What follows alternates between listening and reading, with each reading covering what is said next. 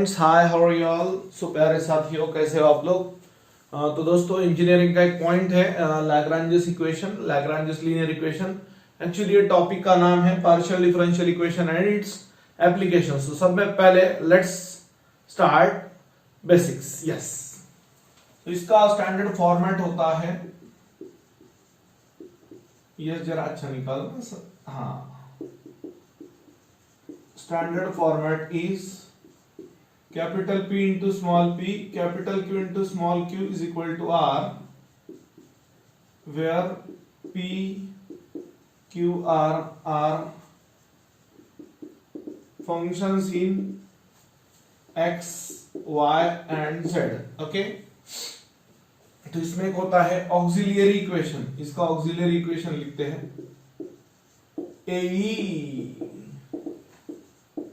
dx upon p is equal to dy upon q is equal to dz upon r। तो इसको क्या करते हैं, ग्रुपिंग मेथड से सॉल्व करते हैं। we solve either by method of grouping। कौन सा मेथड है भैया? ग्रुपिंग वाला मेथड, मतलब ये दोनों पेयर, फिर ये दोनों, या फिर ये दोनों, मतलब फर्स्ट सेकंड या फर्स्ट थर्ड, या first second second third, depends. We solve either method of grouping और मेथड ऑफ मल्टीप्लायर। मैं बाद में बताऊंगा आपको मेथड ऑफ मल्टीप्लायर क्या होता है, कभी अगर लेक्चर लिया इस पे आगे तो। और बाय बोथ, एक तो ग्रुपिंग वाला मेथड यूज करेंगे या मल्टीप्लायर वाला मेथड यूज करेंगे, या दोनों भी यूज कर सकते हैं, डिपेंड करता है। तो इसका solution is phi of u comma v is equal to 0, where u is equal to a या c1 और v is equal to b या c2 are two independent solutions। independent solutions कैसे होता है, क्या होता है, आपको प्रॉब्लम लेके बताया जाएगा। जस्ट अ सेकंड, मैं यही हूं। यस, हाँ चलिए, क्वेश्चन नंबर 1 स्टार्ट करते हैं फ्रेश मूड से। एक्चुअली स्मॉल पी और स्मॉल पी क्या होता है, dz by dx, और स्मॉल क्यू क्या होता है, dz by dy होता है। मतलब z is the function of x and y in this case, then small p and small q are partial derivative। okay, हाँ, so given जो भी दिया है y square z upon x into small p plus xz into q is equal to y square। okay, comparing this with standard format, capital P into small p, capital Q into small q is equal to R। Wicket हमें क्या मिलेगा, capital P y square z upon x, capital Q x z and capital R y square. So P Q R हमें मिले, right. उसके बाद में क्या होगा, लिखा है यहाँ पे auxiliary equation. P Q R क्या होता है, फंक्शंस इन x y और z और ऑल, मतलब मिक्सअप होगा उसमें, या इंडिविजुअल भी हो सकता है, सिर्फ x वाले या सिर्फ y वाले। हाँ, उसके बाद में ऑक्सिलियरी इक्वेशन, उसके बाद में क्या है भाई, auxiliary equation is dx upon p is equal to dy upon q is equal to dz upon r। एक मिनट, आप फ्रेम में आ रहा है ना भैया पूरा? Yes, dx upon y square z upon x is equal to dy upon xz is equal to dz upon r, r यानी y square. Call it as equation number 1। तो यहाँ पे हम क्या करेंगे, फर्स्ट 2 पार्ट लेंगे, ओके, और फिर फर्स्ट और थर्ड लेंगे, डिपेंड्स, मतलब consider first and third term. Okay, just a second, आगे बढ़ते हैं, जस्ट अ सेकंड। दोस्तों बहुत खराब हो गया यार। सो yes, adjustment, life is all about adjustment we make। yes, उल्टा इससे और क्लीन हो रहा है। हाँ चलो, so consider first and second ratio of equation 1। Yes, dx upon Y square Z whole upon X is equal to dy upon X Z. Division का ये ऊपर जाएगा, x dx upon Y square Z is equal to dy upon X Z. Z Z gets cancel, x इधर division में, left में product में जाएगा तो होगा x इंटू एक्स, और ये होगा डिवीजन का y स्क्वायर इधर, उधर प्रोडक्ट में जाएगा। So x square dx y square dy। Variables are separate, integrating on both sides. Variable separable form है ना, integrating on both sides.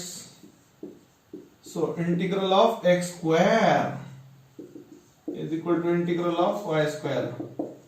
x square का इंटीग्रेशन पावर एक से बढ़ाओ, वही पावर नीचे लिखो, plus temporary constant c1। Rule पता है ना इंटीग्रेशन का, x to the power n dx, power एक से प्लस करो, वही पावर नीचे लिखो। वही y का भी किया, 2 था पावर तो 3 हो गया अपॉन 3, y का पावर 2 था 3 upon 3। So x cube upon 3 minus y cube upon 3 is equal to c1. Therefore x cube minus y cube upon 3 is equal to c1. X cube minus y cube is equal to 3c1, and let 3c1 is equal to a is equal to constant. Okay, so यहाँ पे आप देख सकते हो। आगे मैं बढ़ता हूं, थोड़ा सा रुको। यस यस यस, फटाफट मिटाओ सर, ये रखना पड़ेगा ना। हाँ, so therefore x cube minus Y cube is equal to a, equation 2। Okay, equation 2 forms first part of solution.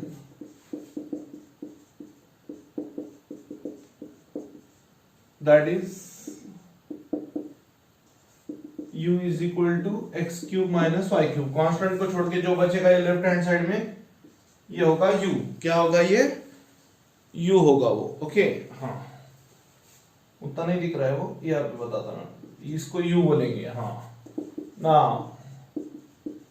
Consider, अब यहाँ पे कौन सा फर्स्ट और थर्ड लेंगे।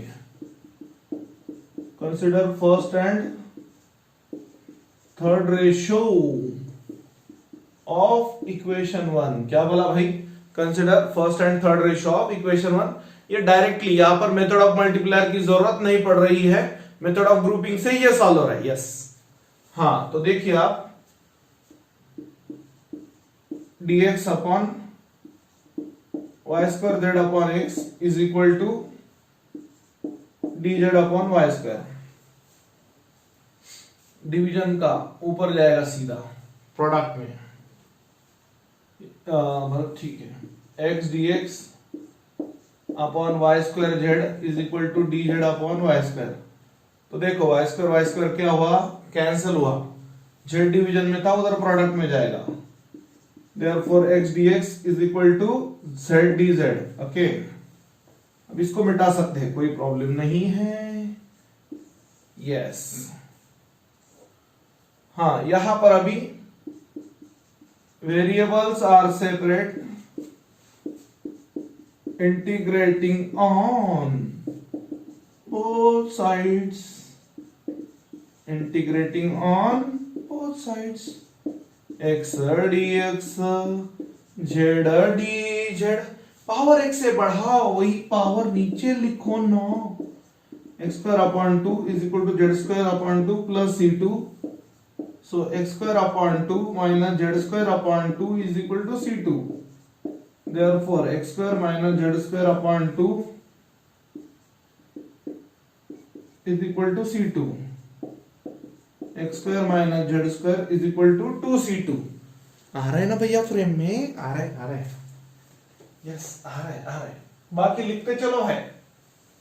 हाँ, उसके बाद में let 2C2 is equal to B is equal to constant, so X square minus Z square is equal to B, new constant. Constant को नया नाम दे सकते।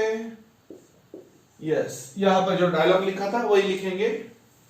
दिस फॉर्म्स, या equation 3 forms second part of solution. कौन सा part? Second part, that is v is equal to X square minus Z square. Left hand side में जो term है वो v होगा, v इक्वल टू b। आपको पता है ना मैंने, u equal to a comma v is equal to b forms two part of the solution. तो कांस्टेंट नहीं लिखते ना अपन, तो आपको पता होना चाहिए सॉल्यूशन कैसा लिखते हैं। Yes, so complete solution is phi of u comma v is equal to 0। कैसा लिखते हैं? phi is a function of u and v here। So what is u? u and v are functions in x, y or y, z or x, z anyway, or combination of x, y, z। So यहां पर u लिखा था ना हमने, u क्या था? x cube minus Y cube, और v क्या है? x square minus Z square is equal to 0। तो एक्चुअली इस पर्टिकुलर प्रॉब्लम में एक बात यहां पे हमने नोट की कि मेथड ऑफ मल्टीप्लायर का जरूरत हमें नहीं पड़ा है। मेथड ऑफ मल्टीप्लायर का जरूरत हमें नहीं पड़ा है, तो हमने मेथड ऑफ ग्रुपिंग से ही ये प्रॉब्लम सॉल्व हो गया। तो फर्स्ट सेकंड लो, दो रेशो लेके वेरिएबल सेपरेट करके सॉल्व होता है। फिर फर्स्ट थर्ड या सेकंड थर्ड लिया तो भी चलता है मैथमेटिकली, कोई दिक्कत नहीं। बट कैलकुलेशन के लिए जो आसान हो, जो इजी लगेगा, वो मेथड ऑफ ग्रुपिंग हम करेंगे। फर्स्ट सेकंड, सेकंड थर्ड, या फिर फर्स्ट सेकंड फिर या फर्स्ट थर्ड, मतलब दो आते हैं ना, u और v सॉल्यूशन दो आते हैं, तो दो ग्रुपिंग हमें कंसिडर करना पड़ेंगे, फर्स्ट सेकंड और फर्स्ट थर्ड, मतलब दो पेयर हो गए ना। यस, चलेगा। तो आप देखो अच्छे से, इस तरह से हम सॉल्व करते हैं मेथड ऑफ मल्टीप्लाई।